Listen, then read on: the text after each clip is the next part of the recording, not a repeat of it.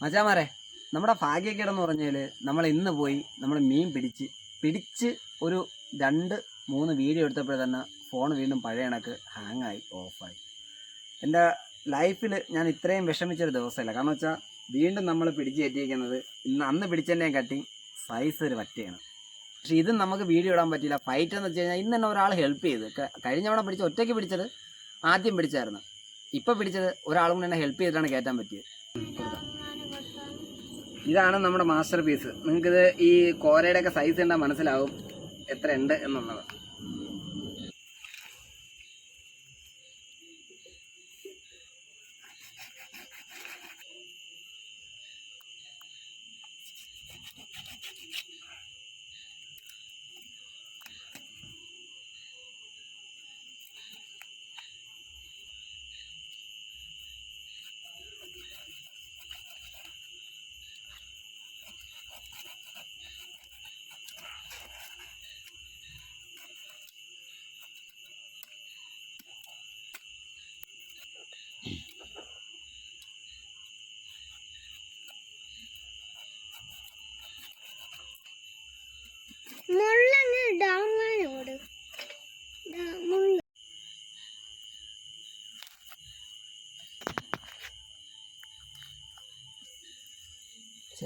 തൊഴിൽ ഉരുവിടുന്നാണ് തോന്നുന്നത്.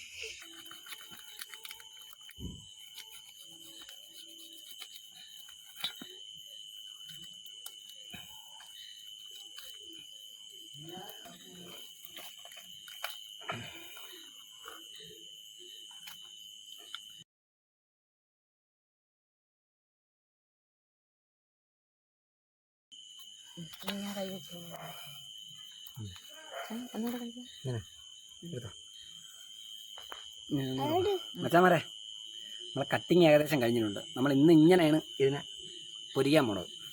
ഇതിൻ്റെ അകഭാഗം കണ്ട ഐസിടാത്ത അമോണിയ ഇടാത്ത മീനാണ് കേട്ടാ.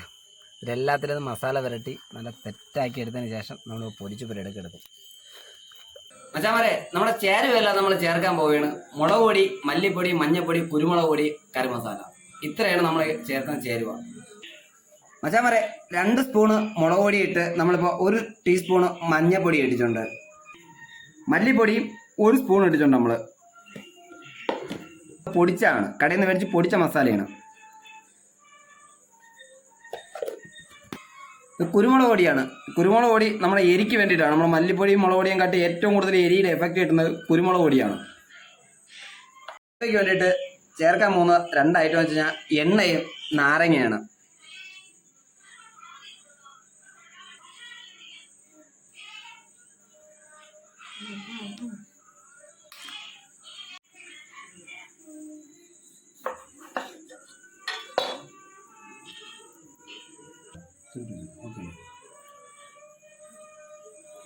അടുത്തായിട്ട് നമ്മൾ നാരങ്ങയാണ് ഇതിൽ പിഴിഞ്ഞു വെക്കുന്നത്.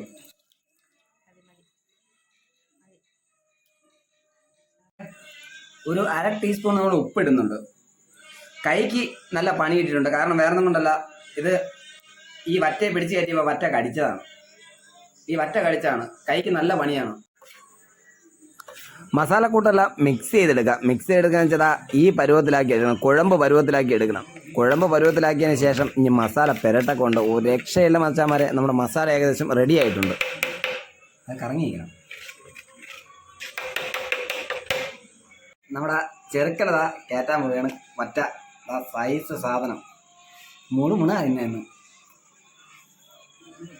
മച്ചാമാരെ, മസാല ഇതിലെല്ലാത്തിലും തേച്ച് പിടിപ്പിക്കണം. തേച്ച് പിടിപ്പിച്ചില്ലെങ്കിൽ നമ്മൾ വിചാരിക്കുന്ന ആ ഒരു ടേസ്റ്റ് നമുക്ക് കിട്ടത്തില്ല. മസാല എല്ലാം ഇങ്ങനെ തേച്ച് പിടിപ്പിച്ച് അങ്ങനെ സെറ്റ് ചെയ്ത് എടുത്തു കഴിഞ്ഞാൽ പൊന്നു മച്ചാമാരെ ഒരു രക്ഷയില്ലാത്ത ടേസ്റ്റ് ആയിരിക്കും. അന്യായ ടേസ്റ്റ് ആയിരിക്കും. എന്തായാലും കുരുമുളകും മുളക് പൊടിയും കൂടെ ആകുമ്പോഴത്തേക്ക് എരിക്കിഞ്ഞ് വേറെ എങ്ങും പോകണ്ട. രാവിലെ ഇനി എന്താണ് അവസ്ഥ എന്നറിയാൻ വയ്യ. തിന്നിട്ട് വയറിലൊരു ആഗോള സ്പന്ദനം ഉണ്ടാവാൻ സാധ്യത കൂടുതലാണ്. എന്നാലും നമ്മളൊരു ടേസ്റ്റിന് വേണ്ടിയിട്ട് ചെയ്ത് നോക്കണം. ഫസ്റ്റ് ടൈമാണ് നമ്മൾ ആദ്യമായിട്ട് വറ്റ ഇങ്ങനെ ഫുള്ളായിട്ട് പൊരിക്കുന്നത്.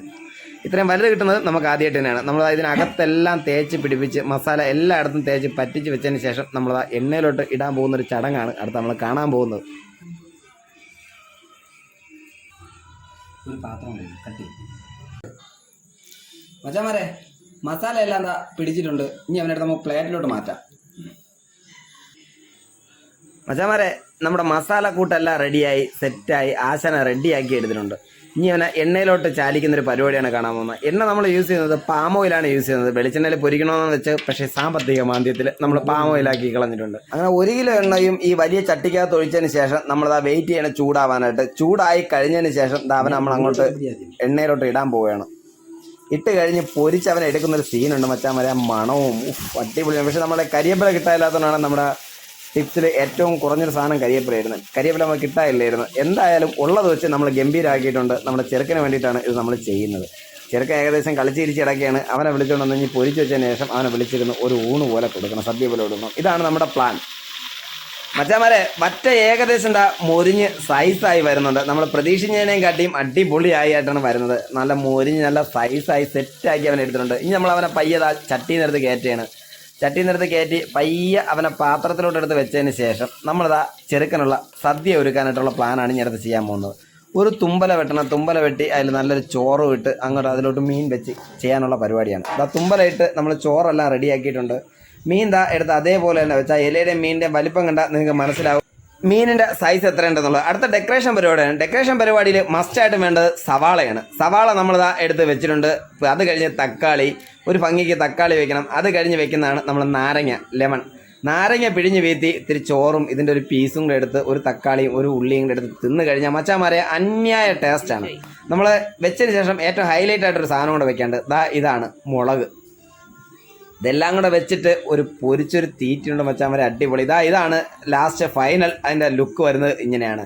വെള്ളത്തിൽ കിടന്ന് ഓടിക്കളിക്കേണ്ട വറ്റയെ പിടിച്ച് നമ്മളിതാ ഇലയിലാക്കി ചോറിലാക്കി ഇങ്ങനെ വെച്ചിട്ട് നമ്മുടെ ചെറുക്കനെ അങ്ങോട്ട് വിളിക്കുകയാണ്. ചെറുക്കൻ വന്ന് അത് തിന്നു കഴിഞ്ഞാൽ നമുക്കത് കണ്ട അത്രയും സന്തോഷമാണ്.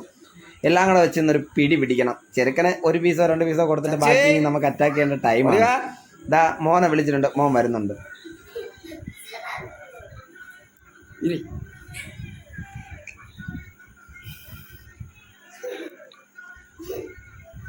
കഴിച്ചോ?